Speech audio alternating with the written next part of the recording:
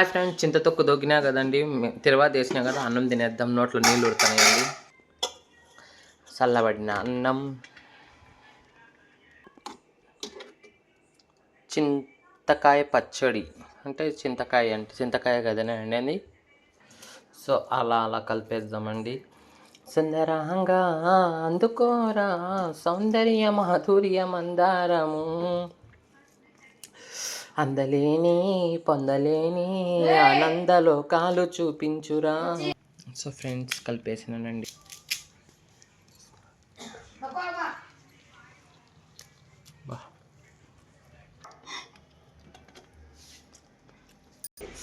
బాగా నిజమండి, ఎంత బాగుంది తెలుసా.